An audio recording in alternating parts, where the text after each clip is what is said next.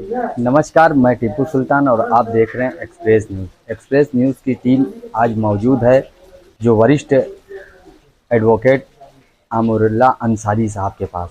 हज यात्रा के समय क्या क्या सुविधाएं लोगों को ले जाना चाहिए, क्या क्या सुविधाएं लोग अपने साथ लेके जाएं। हमारे चैनल पे आपका बहुत बहुत स्वागत है। मैं हाजी अमानुल्लाह अंसारी एडवोकेट, सदस्य स्टेट हज कमेटी उत्तर प्रदेश। एक हाजी जब इरादा कर लेता है कि हमें हज करना है तो हज यात्रा उसकी कम से कम 42 से 45 दिन का होता है। पहले हाजियों की फ़्लाइट बनारस से लाल बहादुर शास्त्री हवाई अड्डे से हुआ करता था, किंतु जगह की दुश्वारियों की वजह से हज कमेटी ऑफ इंडिया और हज कमेटी ऑफ उत्तर प्रदेश सरकार ने ये बनारस से हज उड़ान को फिलहाल अस्थायी तौर पर बंद कर दिया है और वर्तमान में वर्ष 2022, 23 और 24 में ये हाजियों की उड़ान चौधरी चरण सिंह हवाई अड्डा से लखनऊ स्थित हवाई अड्डे से किया जा रहा है। एक हाजी जब हज का इरादा कर लेता है तो प्रमुख रूप से उसके पास 2 जोड़े कपड़े होना चाहिए। हज का जो पोशाक है, ड्रेस है, वो एहराम बोला जाता है। उस कपड़े को 2.5 मीटर का एक जोड़ा 2 चादर होता है, 1-2.5 मीटर का लुंगी के शक्ल में पहना जाता है नीचे, और उसमें गांठ नहीं लगाया जाता, वैसे कमर में उसको ऐसे लपेट लिया जाता है, और 2.5 मीटर का जो दूसरा चादर है वो ऊपर के हिस्से में ओढ़ लिया जाता है। यूं कह लीजिए कि एकदम वो फकीर दरवेश साधु वाला ड्रेस।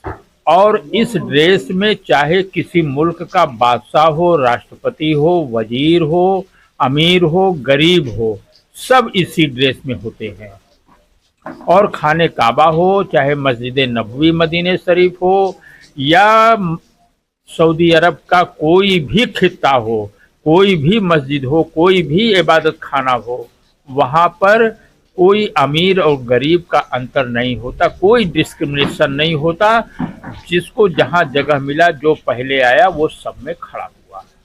इस साल जैसे जो हाजी अभी जाना चाहते हैं, तब कब तक आवेदन वो कर सकते हैं? देखिए, वर्ष 2025 में हज यात्रा के लिए 13 अगस्त 2024 से आवेदन की प्रक्रिया ऑनलाइन प्रारंभ हो गया है और ये फिलहाल 9 सितंबर तक तो है। मैं इसको अधिकृत तौर पर तो नहीं कह सकता, लेकिन मेरा व्यक्तिगत अनुमान है कि यह डेट जो है आगे भी कुछ बढ़ाया जा सकता है। हम लोग मांग भी करेंगे इस संबंध में। कल 23 अगस्त को 2:30 बजे से स्टेट हज कमेटी उत्तर प्रदेश के ऑफिस में हम लोगों की एक बैठक, समीक्षा बैठक आहूत की गई है। वहां पर हम सारे सदस्य रहेंगे। प्रदेश में कुल 8 सदस्य हैं, एक चेयरमैन होते हैं, एक सचिव होते हैं पीसीएस रैंक के। ये सब हम लोग मिल बैठ करके कल इन सब बातों पर विचार करेंगे। जो आवेदन करना चाहते हैं उनको क्या क्या डॉक्यूमेंट्स मतलब लगना होता है? ये एक हज यात्री आवेदक के लिए सर्वप्रथम उसके पास इंटरनेशनल पासपोर्ट होना चाहिए, जिसकी वैलिडिटी 15 जनवरी 2026 तक होना चाहिए। इसके अलावा उनका आधार कार्ड, निर्वाचन कार्ड, पैन कार्ड, एक बैंक का कैंसिल चेक या बैंक पासबुक की फोटोस्टेट कॉपी, वाइट बैकग्राउंड का पासपोर्ट साइज फोटो। इसके अलावा उनके पास जो है इतनी चीज़ें होना मस्ट है। इतनी चीज़ें होने के बाद जब वो ऑनलाइन कर देंगे तो कितने दिन में उनको मालूम चलेगा कि हाँ आपका हज यात्री में नाम आ गया? 9 सितंबर तक जितने आवेदन आएंगे और उनको चेक किया जाएगा 9 सितंबर के बाद से। इन सब कार्यों में, प्रक्रिया में तकरीबन 15 से 20-25 दिन सभी आवेदक को की फॉर्म चेक कर लिया जाता है, और उनका जो है फॉर्म अगर सही सही फिलअप हुआ है तो उनको एक जो है नंबर अलॉट किया जाता है, जिसको कहते हैं कवर नंबर। जो उस एक आवेदन में कम से कम 4 लोग अप्लाई कर सकते हैं, तो जो प्रमुख आवेदक होगा जिसको कहते हैं कवर हेड, उनके पास वो नंबर पहुंच जाएगा। और अलावा इसके उनके मोबाइल पर मैसेज के जरिए भी जो है हज कमेटी ऑफ उत्तर प्रदेश और हज committee of India cover number भेज देती है। अब यहाँ से आप उड़ान भरेंगे अपनी फ्लाइट से, और जब उड़ान भरने के बाद आप सऊदी अरब 7 समुंदर पार करके आप जाएंगे सऊदी अरब, तो वहाँ क्या क्या सुविधाएं और कैसे किस नियम के अनुसार वहाँ पे हज आप करेंगे?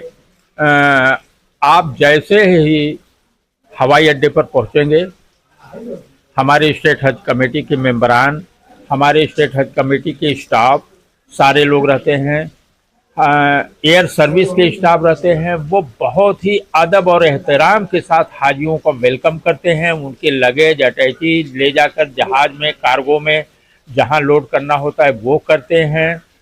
हम लोग एक बड़ा जो है लंच पैकेट जो है अपने हज हाउस से देते हैं। इसके बाद एयरपोर्ट पर उनको मिलता है, इतना लंच और ब्रेकफास्ट मिल जाता है कि एक हाजी उसको कंज्यूम नहीं कर पाता। मैं तो खुद 2015 में गया था और एक ब्रेकफास्ट या लंच का पैकेट अकेले मैं कंज्यूम नहीं कर पाया। मतलब आप कह सकते हैं कि मतलब वहाँ की सुविधा जो है एकदम अच्छी है, बहुत परफेक्ट। आप जैसे ही अगर आप शुरू में जाते हैं, फ्लाइट आपकी होती है तो मदीने आपको ले जाया जाएगा। मदीने शरीफ में जैसे ही लैंड करेंगे, अल्लाह तबारक ताला का वो विशेष, पूरे दुनिया में एक जगह ऐसा है मदीना शरीफ जो अल्लाह के नबी रसूल सल्लल्लाहु अलैहि वसल्लम का ज़मीन है, वहाँ उनकी रहमत और बरकत रहती है। आप वहाँ मोहम्मद रसूलुल्लाह सल्लल्लाहु अलैहि वसल्लम आखिरी नबी के मेहमान होता है हाजी, और वहाँ न तो वहाँ के सिटीजन को और न हाजियों को गुस्सा आता ही नहीं। वहाँ के ज़मीन का नेचर ये है, सारी खजूरों के वैरायटी वहाँ मिलता है। छक करके आप खजूर खाओ, आबे जमजम पियो, इबादत करो। 50 हाजी पर एक इंस्ट्रक्टर भेजा जाएगा जो गवर्नमेंट एम्प्लॉय होगा, उसका सिलेक्शन हम लोग करते हैं, वो जाएगा, वो आपको हर संभव सहूलतें और सहायता और गाइड करता रहेगा। 100 मीटर के डिस्टेंस पर बस स्टॉप है, बसें फुल्ली एसी होती हैं।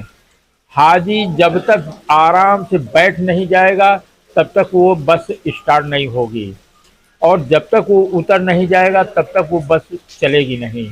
ये सारी सुविधाएं हज कमेटी ऑफ इंडिया और सऊदी गवर्नमेंट के जानिब से प्रोवाइड किया जाता है। इसका जो है हाजी को 1 रुपये पैसे देना नहीं पड़ता।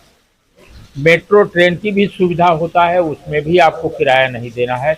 ये सब आप जब हज का एप्लीकेशन देते हैं और आवेदन आपका ग्रांट हो जाता है, तो आपसे 3 किस्तों में रुपया जो जमा कराया गया है, जैसे 2024 में 3,39,100 रुपया जमा किया गया था, ये सब उसमें इंक्लूड है।